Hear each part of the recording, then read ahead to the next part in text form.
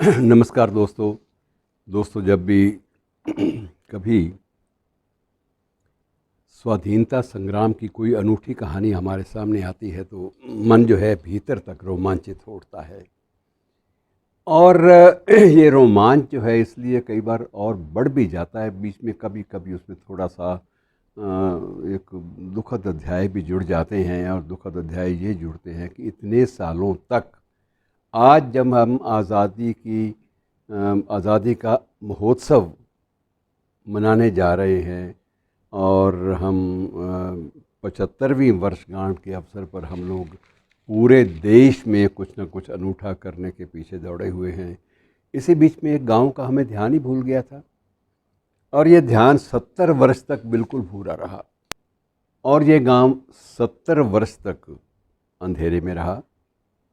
किसी को ये बात याद नहीं आई कि इस गांव ने क्या किया, कितनी ज़्यादा कुर्बानियाँ दी, कितने बलिदान दिए। इस बात का अनुमान कोई भी लगाने को तैयार नहीं होता था। और 70 वर्ष तक मित्रों उस गांव में किसी को इस बात का एहसास नहीं हुआ कि हमारा देश आज़ाद हो चुका है।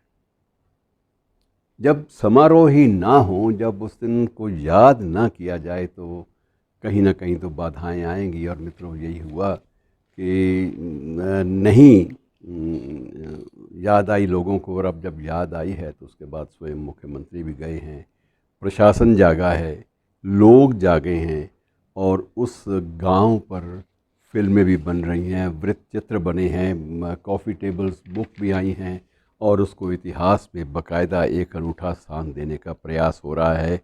लेकिन सबसे पहले जो नज़र पड़ी थी वो हरियाणा के मुख्यमंत्री की, क्योंकि वो इसी बात की तलाश में रहे अपने कार्यकाल के दौरान कि जहाँ कहीं कोई राष्ट्रभक्ति की बात हो, जहाँ कहीं देश के लिए कुर्बानी देने वालों की बात हो, वो कोई भी अगर कोना अंधियारा रह जाता है, कोई भी कोना प्रकाशित होने के बिना रह जाता है, रोशनी के बिना रहता है, तो मुझे भीतर तक तकलीफ़ होगी।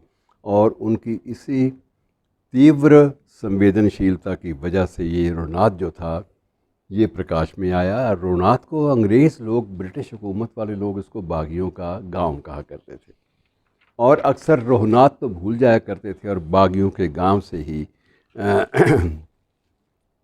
इसको जाना जाता था। मित्रों ज़्यादा इसकी बहुत लंबी दास्तान है, मैं आपको दो तीन छोटी छोटी बातें कह के, क्योंकि आपको संकेत मिल जाएगा कि इस गांव में क्या है, कितना इतिहास भरा हुआ है। इस गांव के 1857 की क्रांति में इस गांव के लोगों की भागीदारी से ब्रिटिश साम्राज्यवाद के कारिंदे इतने ज़्यादा क्षुब्ध हुए कि 20 जुलाई 1898 की तारीख थी। इस गांव के 60 वीरों को, 60 जवानों को जंजीरों से जकड़कर हांसी की लाल सड़क कहा जाता है उसे, अब हांसी की लाल सड़क पर रोलर से बाकायदा पीस दिया गया था। ये कभी नहीं हुआ इतिहास में। इतनी जो एक जघन्य लोमहर्षक घटना हमारे स्वाधीनता संग्राम में नहीं घटी, जब आज़ादी के लिए सिर्फ नारे लगाने पर और अपना विद्रोही तेवर बनाए रखने पर और ब्रिटिश साम्राज्यवाद के सामने सर ना झुकाने पर 60 युवा बांकुरों को ज़मीन पर लेटाकर उनके ऊपर से रोलर जो है वो फेर दिया गया। और तब से ये सड़क जो है वो लाल सड़क के नाम से जानी जाती है कि चारों तरफ सड़कें रक्त ही रक्त बिखरा हुआ था। मित्रों ऐसी कहानियाँ कई बार बड़ा विचलित करती हैं कि ये क्या संभव है और संभव क्या, उसके बाद भी जो बचे उन लोगों को बाद में फांसी पे लटका दिया गया। और जिस दरख्त पर फांसी दी गई वो वृक्ष जो है आज उसको संजो कर रखने का प्रयास जो है वो तीव्रता से सरकारें भी कर रही हैं।